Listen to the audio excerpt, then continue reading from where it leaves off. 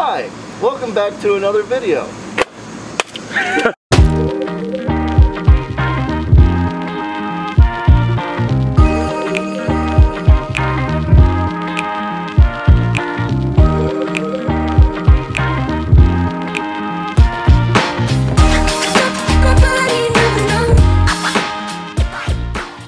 What's up, y'all? Back in my living room. Back in my living room. Office is a mess, so I'm not gonna even go in there, but I'm gonna get right into it. I've been wanting to make this video for a long time now, and I guess now that I have the time to do it, this is gonna be some like tips and tricks on how to step up your photography and videography game, but not with a big, old, expensive, fancy camera like this, but with the phone that you have in your pocket. Because every day I get a whole bunch of DMs asking me like, what's a good first camera to buy that's cheap? What's a camera under like $300 or something like that? And honestly, for that kind of price, you're not gonna get anywhere near the quality you can get that you probably already have on your iPhone. So this is gonna be like a tips and tricks video on how to step up your photo and video game with the simple tool that you have in your pocket. At the end of the day, it's not about how much expensive equipment you have or lack thereof. It's about what you already have and how you put it to use. I'm excited to get this one started. Let's get it going.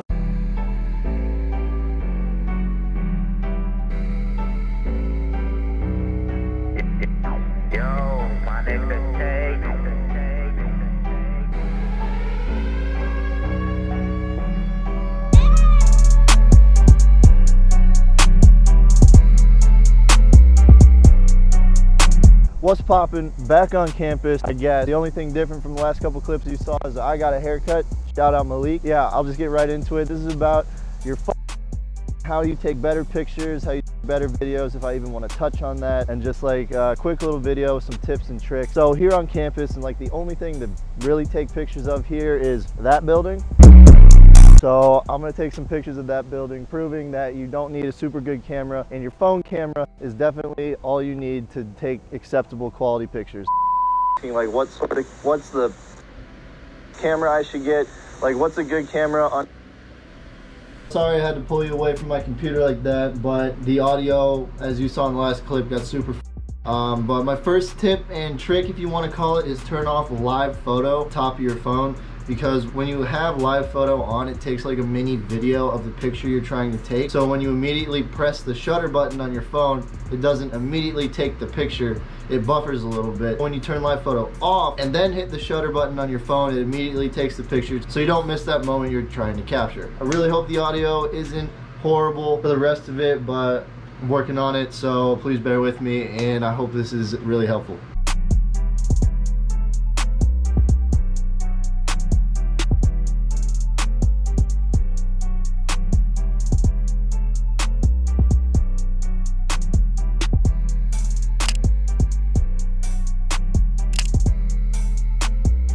So obviously when we're talking about photography, your number one best friend is lighting, and the sun's out, so lighting's great. But the thing is, with your phone cameras, they have super small sensors in them, so they're not going to perform very well in low light. So that's why I don't really recommend ever shooting in like super dark, unless you want to take a long exposure on your phone, and that's when you use live photo. Maybe I'll toss in a clip here of what that looks like. Yeah, lighting's your number one friend. I guess the second tip or trick you want to maybe hear from me is don't be afraid to experiment with different angles on something. Whether you get further away, whether you get closer, or whether you put something in front of your frame, it's always interesting to get out of the box a little bit, and I'll show you another example of this building right here of what I'm talking about.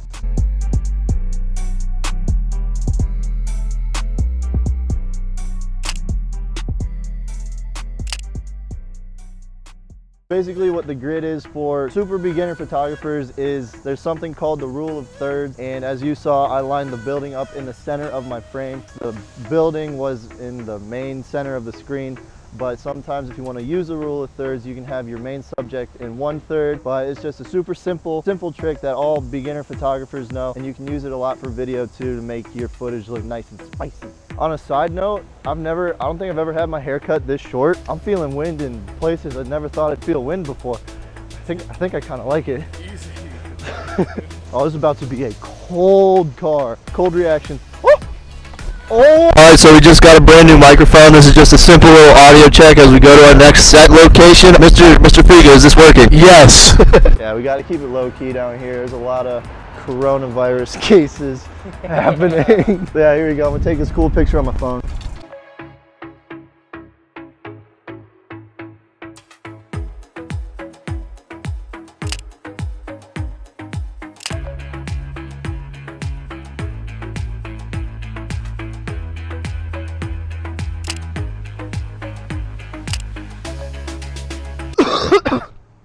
Corona. Well, I mentioned a couple minutes ago, you know, that rule of thirds thing. The last photo I took of the cart. Watch out. Oh shit, I almost just died. And then the truck was in the background, and the cart was still the main emphasis because the eye's drawn to the color and the...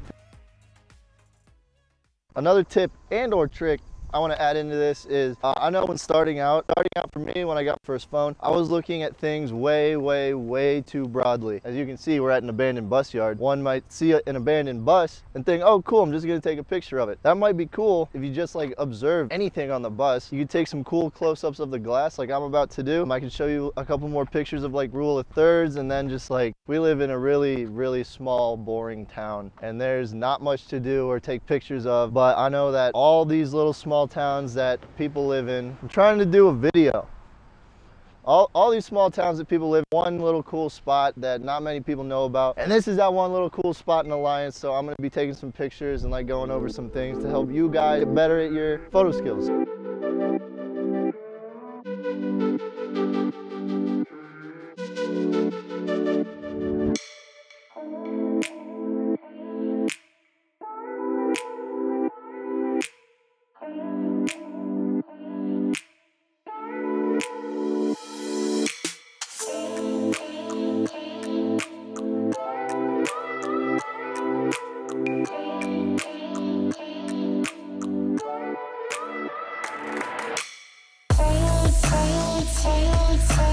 Alright, so something else that I didn't really even know about till recently, it's like playing with my phone. You can manually control the exposure on your phone. I have a screen recording going right now. But if something's a little too bright or a little too dark, you can control the exposure on your phone. All you have to do is, as you can see on my screen, that pops up, and then there is a sun dial right here that literally lets you control how bright or how dark to make the photo. So I'm gonna take a picture of the cool rim right here. You can see me working out with the exposure and stuff. I'm centering it, and I'm gonna put it back down there, and boom.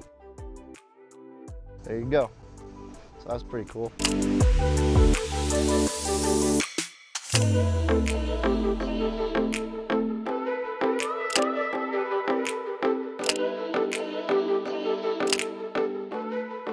It's called minimalism photography.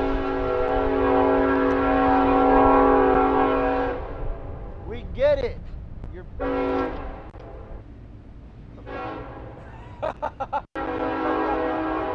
you kidding me? That was perfect.